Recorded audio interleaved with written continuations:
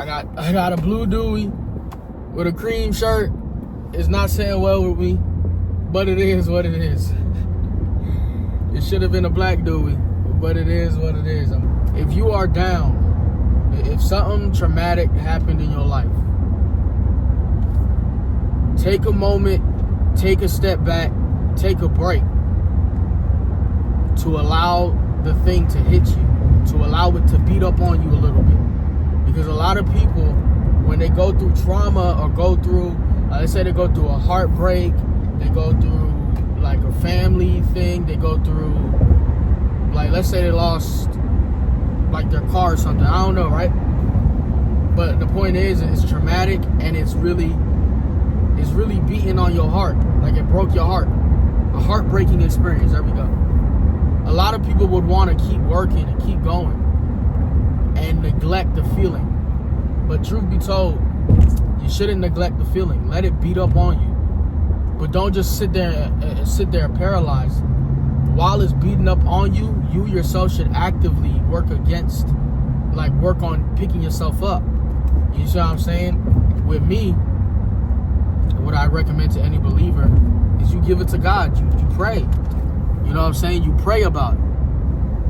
So, and you talk, you're talking about it, but you're talking about it to God, someone who's going to actually do something about it, who's going to actually be able to heal you, right? Because these heartbreaks, these sufferings, all this pain in life isn't for you to confide in other people.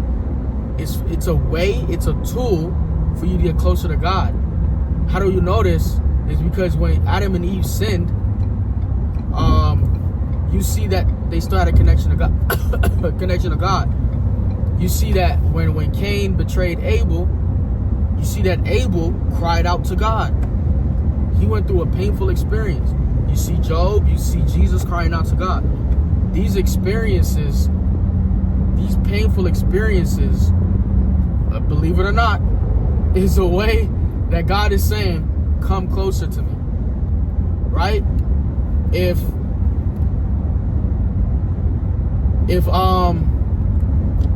you only trust the God in the good times, then when the bad times hit, you walk away. But if you trust God in the bad times, you'll be thankful and grateful for the good times. You see what I'm saying? So you just give it to God, bro. That's how a relationship is built.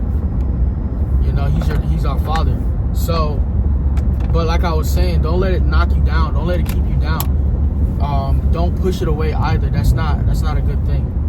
You know, sometimes if you can, step back, bro. Step back from whatever you're doing. Give it time. Give it time. And I'm talking to believers because I don't know any other way to tell you how to tell someone how to do it. I don't know any other way. So give it time, right? You fast and you pray about it. You're not fasting and praying for the situation to like change or whatever. The reason you're fasting and praying is for God's will to be done. And in the process of that, He begins to heal you. He begins to give you direction. He begins to give you peace. He's the essentially, He becomes the outlet for He becomes your emotional outlet. Damn, I almost missed my dang exit, bro. Oh, that's a nice Beamer. Look at him up. Look at him. Hold on, it's coming. It's not coming no more. Dang it, man.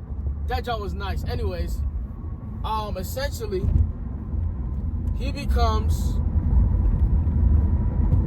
your emotional support, your therapist, whatever, right? And it's better when you're rising back up from the pain. Not only oftentimes is it faster, well, it may seem faster because God took the pain. Not all the time he'll take the pain away all the way. Sometimes he'll take all the pain, like the weight of it, the heaviness of it. And then, I was just saying that, okay. Anyways, he'll take the heaviness of it, and then he will give it piece by piece by piece, instead of all of it hitting you at once. Because when the enemy comes in like a flood, it is God that raised up a standard. A standard is like a form of protection. You know what I'm saying? So that's why we turn our pain into praise. You don't just sit there and wallow and you just let the pain eat you alive. Don't do that, because it'll turn you evil. take all those thoughts that are contrary to God's word. Like when your hurt says, hey, get revenge, God says vengeance is mine. What do you need to get revenge for? Let it be up to God. When your hurt says don't forgive them, God says forgive because you're forgiven.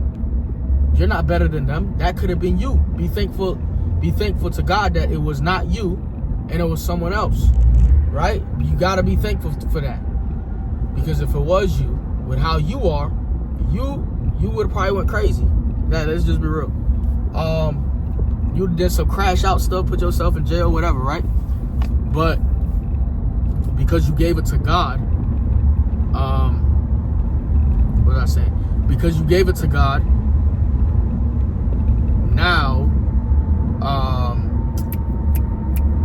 the pain, now the weight is just lighter. Now you're being filled. As you surrender those bitter emotions, as you surrender those emotions from your situation, those hurtful emotions, God begins to fill you with the proper emotions. Hope, faith, right? Because God, He does not give us the spirit of fear, but of love, power, and a sound mind, okay? Love, power, and a sound mind. The fruits of the Spirit is faith, gentleness, peace. I don't remember, it's in Galatians. I think Galatians 5:16, if I'm not mistaken. But love, gentleness, peace. That was my exit, bro. Come on, bro. Showing me the dang highway. Brother.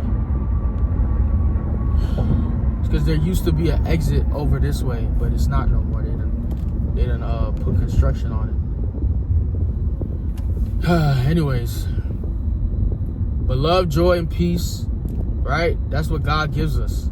So if you're going through something that's making you sad, it's not necessarily that's not from God. But if that sadness starts eating you alive, and you need to start questioning if that's a spirit. You need to start testing if that's a spirit. And even if it's not a spirit, it's emotion. Give it to God anyways, and ask Him to give you the fruits of His Spirit. Ask Him to fill you with the proper emotions, because you may not need joy in the moment, because maybe your sadness is causing you to reflect on yourself. You never know. But the point is, right? Don't just sit there in the situation. Don't just sit there and let it beat you up. Get up, try to do something. Try to do something. And if you are still able to be in contact with that person, walk in love, walk in forgiveness. It doesn't matter. Leave it alone. Why? Because when you offended Jesus, Jesus didn't get mad at you. Jesus didn't get mad at you. Jesus continued to love. Jesus continued to forgive. Even right now, we sin against Jesus a lot. And He still loves, forgives, and prays for us. He intercedes on our behalf for our salvation.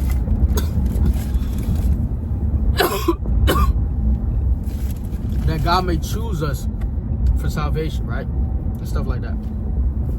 But, geez Louise. Man.